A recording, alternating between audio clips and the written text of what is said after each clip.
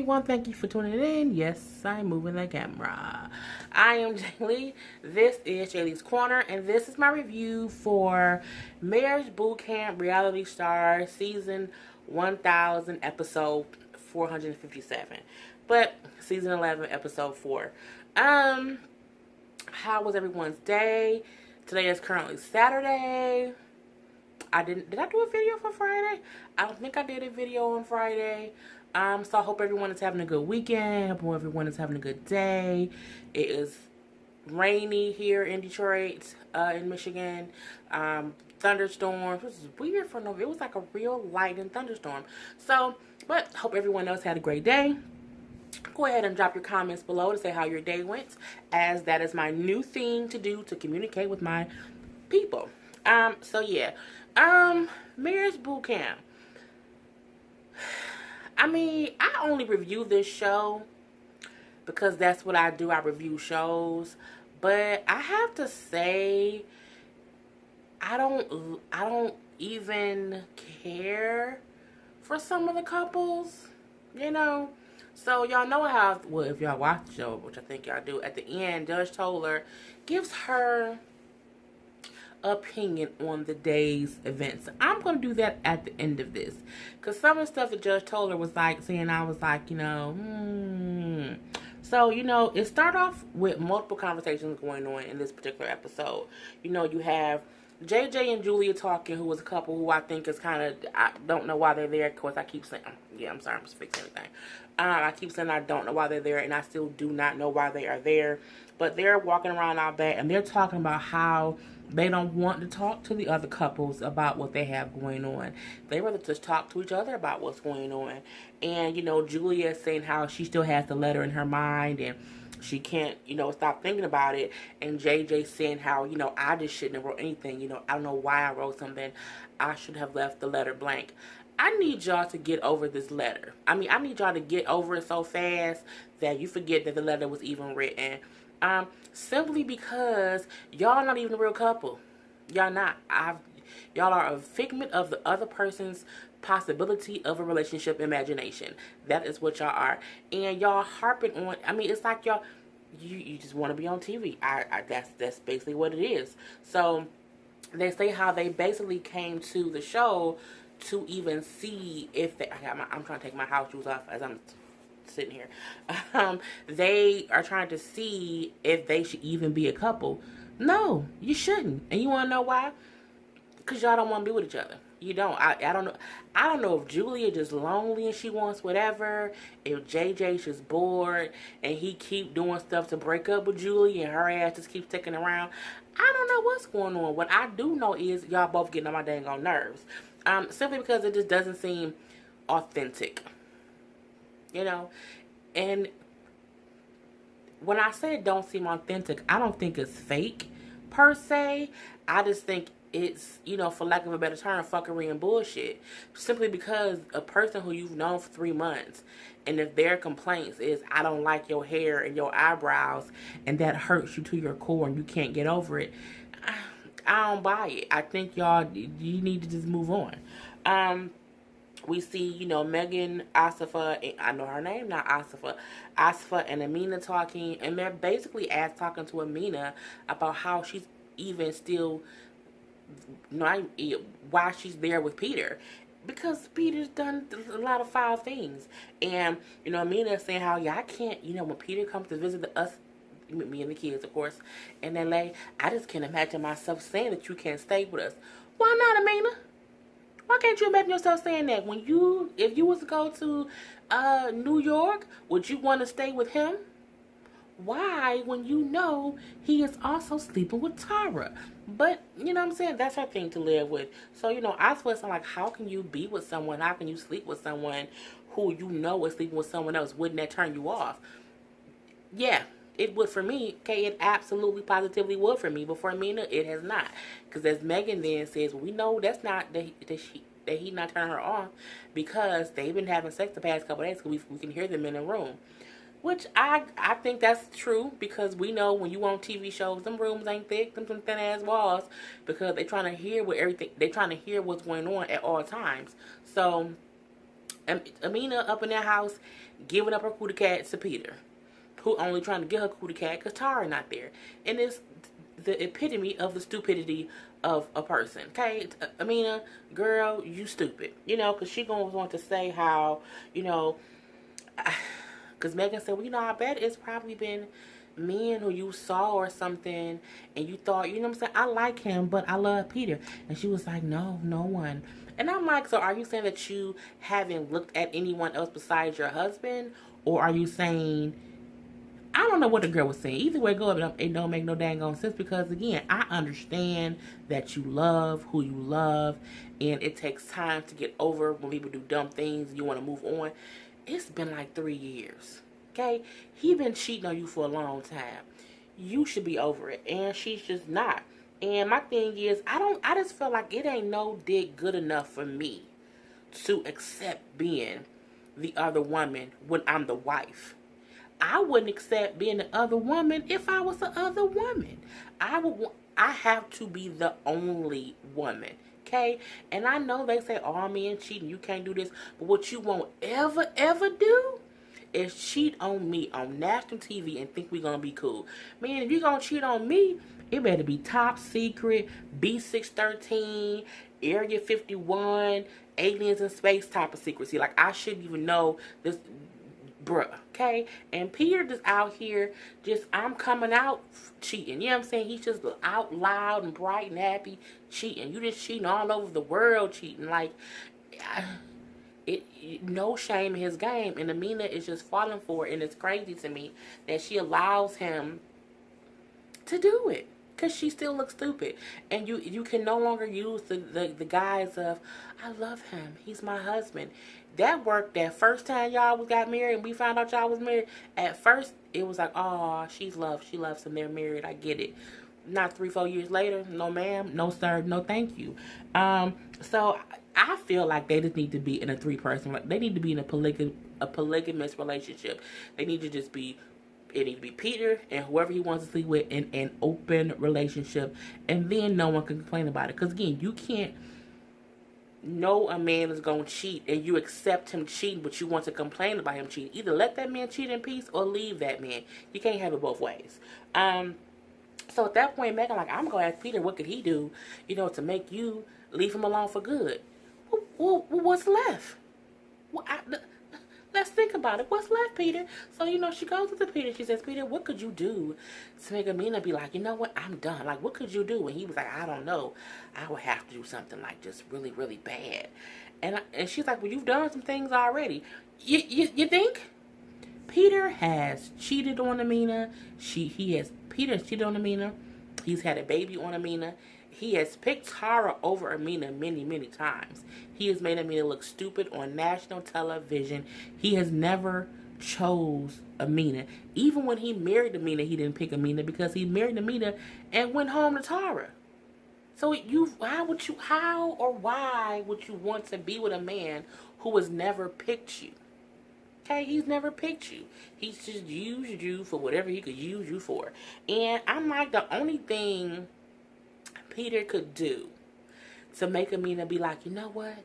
I am completely fed up. I mean, would he have to, like, bring you, like, an STD?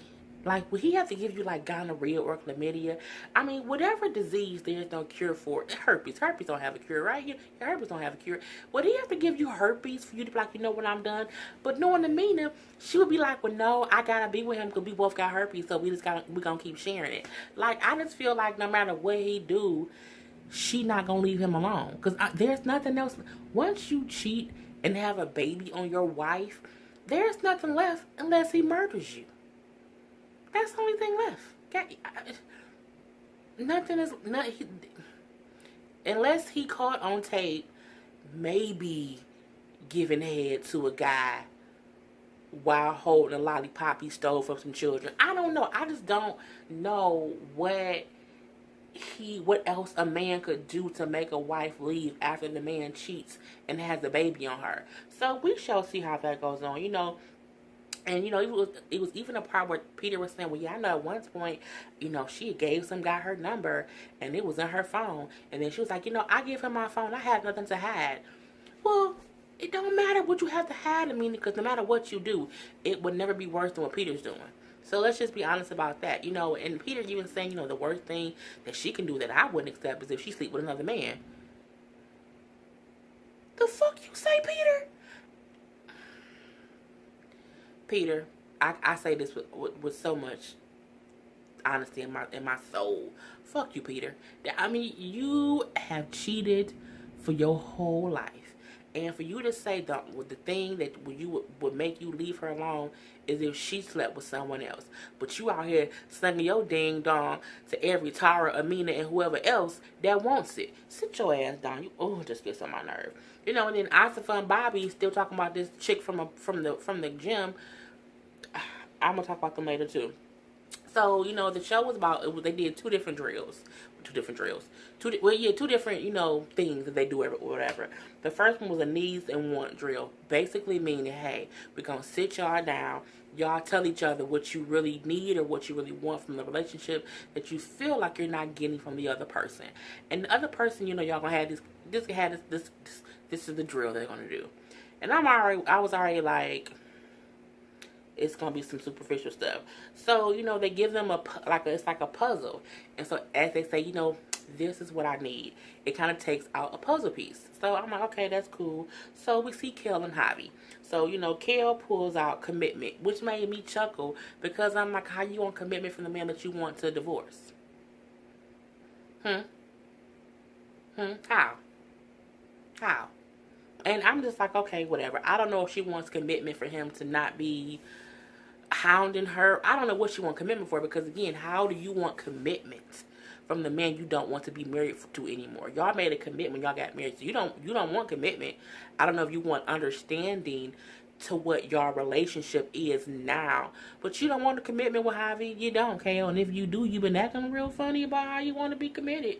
Javi chose communication because they don't communicate well. I don't think Javi's a saint. I don't think Caitlin's a sinner. Well, no, she cheated, so she's a sinner. But we are all sinners. But I feel like they don't communicate well. I feel like they know how to push each other's buttons, and when push comes to shove, Kale won't communicate. Where Javi will then push all of her buttons, and he will communicate too much. You know what I'm saying? But she just doesn't reciprocate it and just communicate. And my key word of life always is effective communication. And Kel and Javi do not do that at all. So I think they can benefit from couples counseling or from marriage counseling so that they can still co-parent. So, I think, so that was their whole thing. Julia picked honesty and she picked affection because she said she feels like, one, JJ not honest about how he feel about her, and two, he's not affectionate enough, and she thinks the reason why is because he does not find her attractive. Well, girl, if he not attracted to you and he ain't honest with you, what you there for? Why are you there? Why are you in marriage boot camp? I just don't get it. Megan and DeAndre. So DeAndre says he felt like she's not supportive. I know she's not supportive. She looked like she's not supportive. She act like she's not supportive. And, I'm trying to think of how to say it without being mean.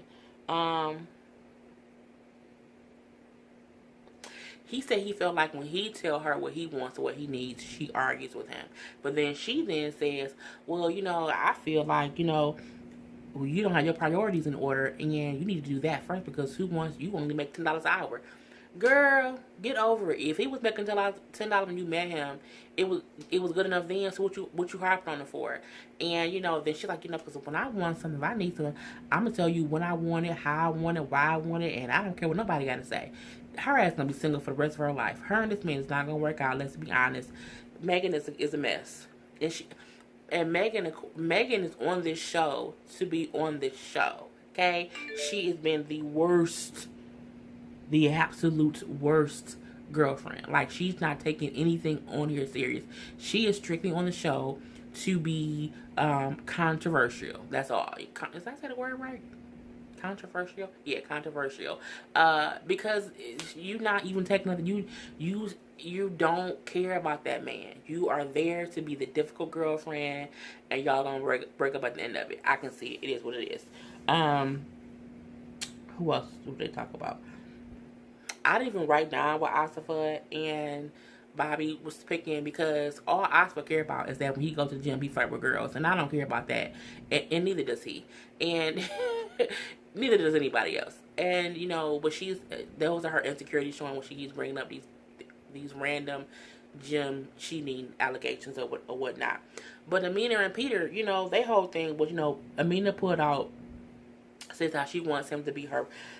She said that she wants Peter to make her his priority and how she wants commitment. But you married to this man and you knew he had a girlfriend.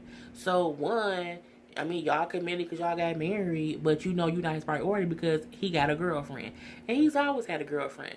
Girlfriend, side piece, baby mama, whatever you want to call it. Tara's always been second, the other person in their relationship. She brings up how he's cheated their whole marriage. But you still got married to this man and stayed married to this man after you knew he was cheating on marriage. Again, either let that man cheat in peace or divorce his ass. But you can't have it both ways. You can't. And she said how she doesn't feel like he can give her what she needs, and she doesn't trust that he can change. And he's like, yeah, you have no faith in me. Well, Peter, America has no faith in you. Okay, no one has any. Condoms don't have no faith in you. Pregnancy tests don't have no faith in you. It's a lot of things that don't have faith in you. And the one thing that you can't have faith in Peter about is Peter being faithful and Peter being committed to one person, because Peter is about Peter. Point blank and period. And so he's like, well, you don't have no faith in me. And the doctor was like, well, yeah, because if you have no faith in what he'll do or that he'll change, then why are you here? Because they want to check. That's why they're there. Let's be honest. And he then said, you know what? I feel like when you moved to New York, that was a coward move that you was, it was a coward for that, because you could have stayed in New York and not been with me, but you moved to LA. So that was you being weak. And he's like, you should just move back to New York. We don't have to be together, but we can work on our relationship, and I think that'll work. First of all, you don't ask me to move back to New York. I don't want to move back to New York. I don't even like you, Peter. And so, they had that whole discussion a little bit. So they have that part. So then they're like, okay, we want y'all to flip over y'all little thing that y'all then took these puzzle pieces out of. And of course, the other side of the puzzle pieces was a picture of them together. But as they've taken out these pieces of what they need and what they want, their picture is now incomplete. So it's just an example of when you're missing things in your relationship, it's not whole, it's not a full picture, it won't come together. And they're like, oh, y'all had, who cares? We see Amina and Peter still talking after the fact, and he's still asking her about coming home and moving back to New York. And she's like, you always tell me that I should be strong and I shouldn't be weak. Me coming back to New York would be weak. It would be, but also you coming on national TV fighting for your marriage is weak too. But I ain't gonna talk about that. Well, I'm talking about that, so you know what I mean. So he's like, well, just give me the kids. Peter, ain't nobody giving you nobody kids, not even if they're your own. I don't trust Peter to be a good father. And Amina said the perfect thing when he said, well, give me the kids. And she said, no. And it's not that easy. Plus, if I gave you the kids, you would just give them to Tara. Whoa, he would. And he was like, you know what, you obsessed with Tara. You always talking about Tara. Well, yes, husband. The reason me and your wife was talking about Tara is because you cheated on me with Tara our whole marriage. And you consistently cheat on me with Tara. So, yes, I talk about her a lot. Because you want to know why, husband? Because that is your side piece, girlfriend, other woman. Okay? That's why I talk about her a lot. But she didn't say any of that. That's what I would have said. And she was like, no, you be going out all the time. So if the girls were for you, you would leave them with Tara. And he was like, no, if the guys call me to go out, I would say I can't go play with my kids. You lying, Peter. I don't trust that. You would take them damn kids to Tara's house. And Tara will watch them. You want to watch them? She'll say, it's for the kids. I mean, I almost wish they would have brought Tara on this show. Just so that that would have been funny. So, yeah, we had that whole thing. So, Asifa and Kale say how they want to talk to Julia, because they want to know what was in this letter. Because, of course, they don't even know what he wrote in the letter to them. They just know that she read it. So she's like, okay, I'll tell you guys. So then, she goes into, it says how he doesn't like my makeup. He think I might get fat, that I'm going to maybe gain weight, and that he might leave me for someone younger. Now, while I agree, all of these things are hurtful, and they are not nice. If a person said that to me after I've known him for 3 months, I wouldn't care. I wouldn't. I would be like, oh, that's how you feel? Okay, deuces. I'm out. And Julia is putting so much power into what this man said about her. This man don't know you at all. And you should never let a person who don't know you, because you don't know a person from 3 months. You don't. Again, it's a figment of your relationship imagination at this point. But she's putting power into what he said as if it's truthful. And I would be like, okay, then we shouldn't be a couple. We shouldn't be together simply because you're not even attracted to me. Okay? You're not. And they're like, I can't believe he picked you apart like that. And I'm like, there's worse things he could have told her. Your body stinks. Your vagina looks like, predator face. And your breath smells like hot doo-doo. You know what I'm saying? He could have said something horrible. He might not like her hair greasy. Okay? I don't like greasy hair. Some guys don't like when women have drawn in eyebrows and those damn lashes with all that glue and stuff. Some guys don't like that. Now, was it a better way to say that to her? Absolutely. But those are very superficial things that some people don't like. If I was dating a guy and if we in the bed and he got grease in his hair and getting my pillow dirty, I don't like that. No, I don't like your greasy ass hair.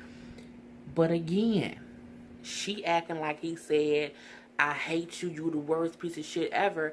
And my thing is, don't put too much weight into these superficial appearance critiques that this person you've known for 3 months has put into you. Don't give him that kind of power over you. And, I still want to become, Captain Stand Up. You know what I'm saying? She want to stand up for everybody. She want to go talk to Jay. Like, I can't believe you would say that. Those comments made me very mad. I wanted to punch you. See, Asifa, get your ass to your corner and mind your business, girl. Don't nobody got any time for you and your antics. Go worry about Bobby and the goddamn gone lady at the gym, okay?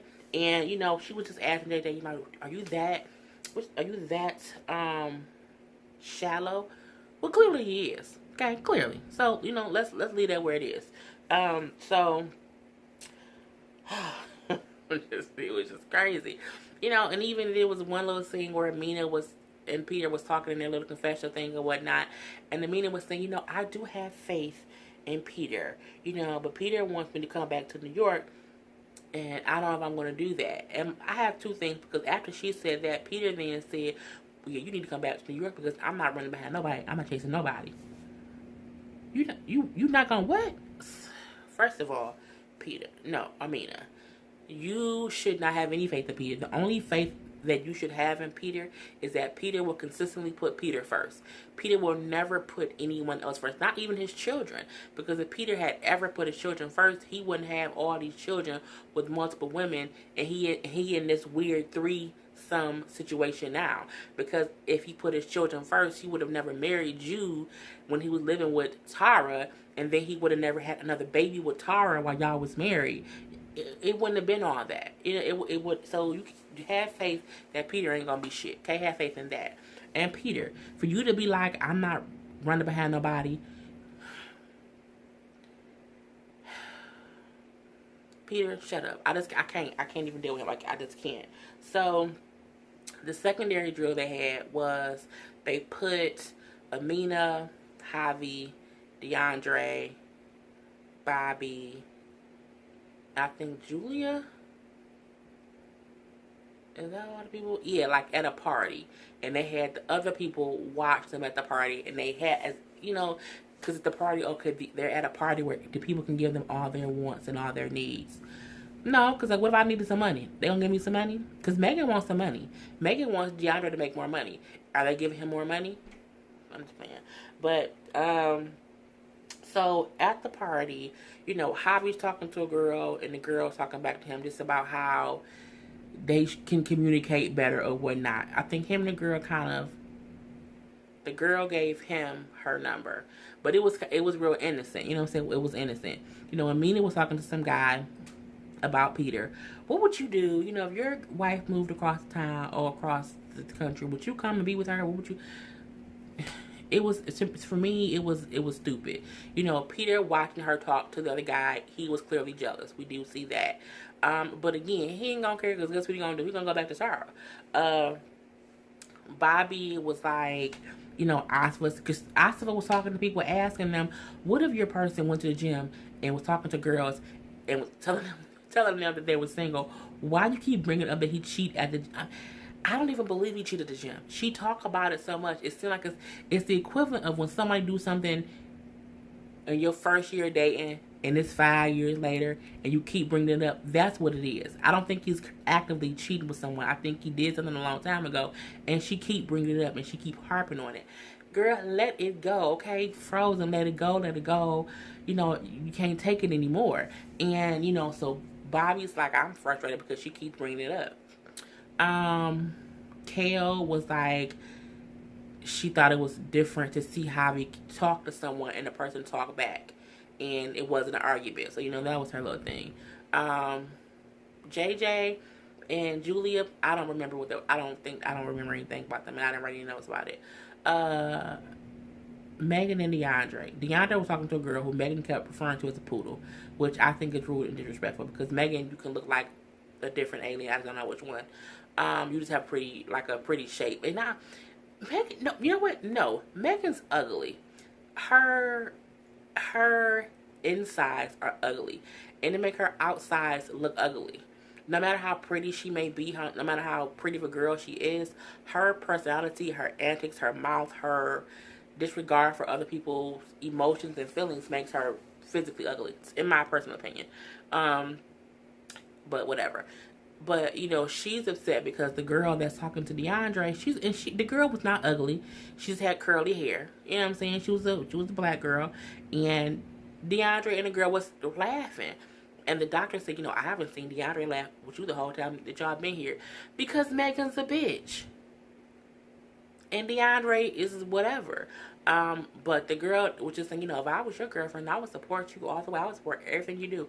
I would too. Hey, DeAndre, I don't know if you like a big girl. You know what I'm saying? I don't know if you like the plus size adult women. But hit me up. I'm just playing. Just joking. Y'all know it's all jokes for me. I don't, you know. But no, again, if you are with someone, you are supposed to be supportive is what I was trying to get at. But, you know, Megan didn't like it. Megan getting pissed off. I can't believe you talk to that poodle. She not even his type. She not even cute. But neither are you, okay? So, at this point, the girl and DeAndre end up exchanging phone numbers. I feel like, one, DeAndre probably did that. One, they all knew they were being watched. You're on a fucking reality TV show. You can't tell me, because they're like, oh yeah, they don't know that we're watching them. Yes, they do, okay? Because you're on a TV show. So, I mean, even if you didn't think they were watching you on secret cameras, you knew it was going to be footage showing what happened. But I feel like, even with Javi, well, you know, because Javi took the girl's number, and DeAndre and the girl exchanged phone numbers.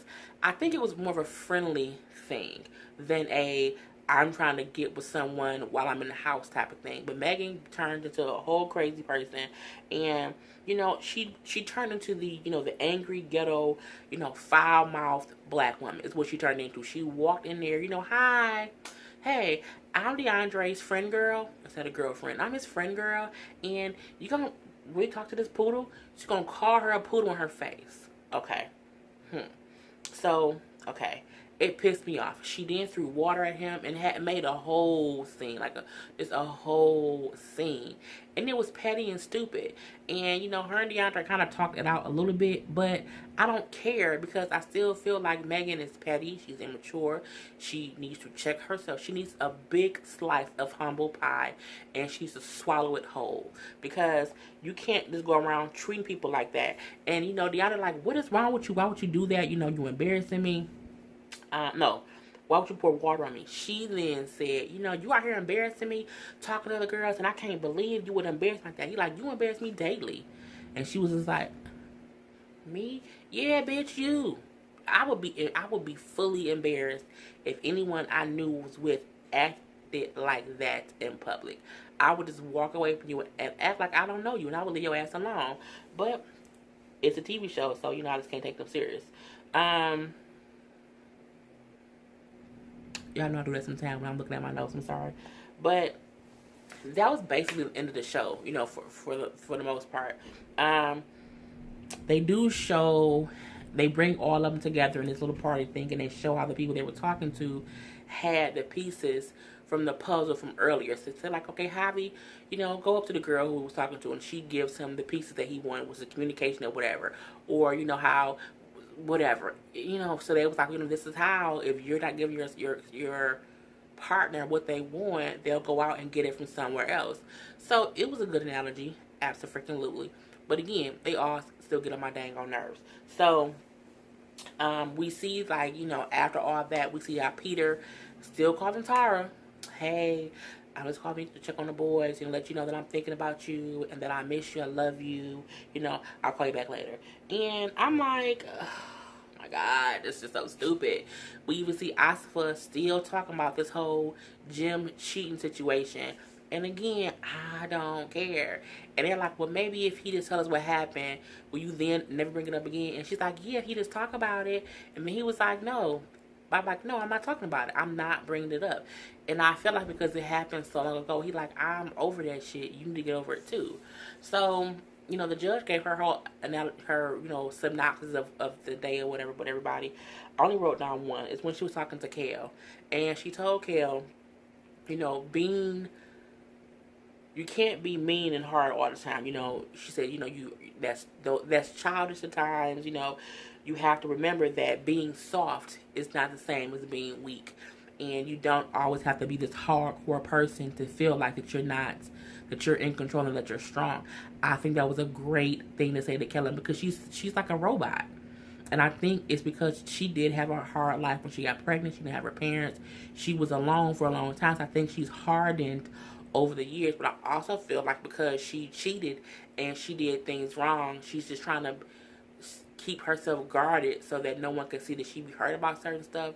I also think it's bullshit that she do stuff like that. But I do think it was good for the judge to say to her, you don't have, you being soft does not mean you're weak.